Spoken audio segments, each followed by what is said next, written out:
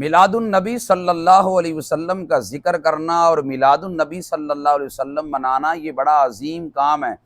آج کچھ لوگوں کو یہ مسئلہ سمجھ نہیں آتا، وہ کہتے ہیں کہ شاید یہ میلاد النبی صلی اللہ علیہ وسلم کی اصطلاح کو نئی اصطلاح ہے۔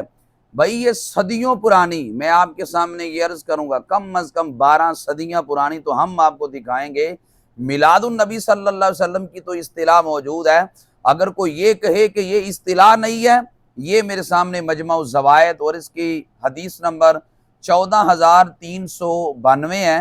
ام المومنین حضرت عائشہ صدیقہ رضی اللہ تعالیٰ عنہ فرماتی ہیں تذاکر رسول اللہ صلی اللہ علیہ وسلم و ابو بکر میلادہما عندی، کہ رسول کریم علیہ السلام اور جناب صدیق اکبر رضی اللہ تعالیٰ عنہ نے اپنا میلاد میرے سامنے بیان کیا۔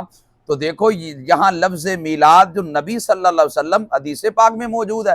ام المومنین حضرت عائشہ صدیقہ رضی اللہ تعالیٰ عنہ کہتی ہیں کہ نبی کریم صلی اللہ علیہ وسلم نے اپنے میلاد کا ذکر کیا، حضرت صدیق اکبر رضی اللہ تعالیٰ عنہ نے بھی اپنے میلاد کا ذکر کیا، اور امام ترمذی رحمۃ اللہ تعالیٰ علیہ تو پورا ایک باب باندھا ہے، جس باب کا عنوان ہی باب ما جاء فی میلاد النبی صلی اللہ علیہ وسلم۔ اور آپ جانتے ہیں امام ترمذی کا سن وصال 279 ہے، یعنی آج سے تقریباً 1250 سال پہلے امام ترمذی میلاد النبی صلی اللہ علیہ وسلم کا باب باندھ کے بتا رہے ہیں کہ میلاد النبی صلی اللہ علیہ وسلم کی اصطلاح نئی نہیں ہے، یہ تو صدیوں پرانی اصطلاح ہے۔ یہ میرے سامنے الشمامۃ العنبریہ من مولد خیر البریہ کے اندر نواب محمد صدیق حسن خان اس نے صفحہ 12 پہ لکھا ہے کہ جسے رسول کریم صلی اللہ علیہ وسلم کے میلاد پاک سن کے خوشی نہ ہو، وہ کہتا ہے وہ تو مسلمان ہی نہیں ہے۔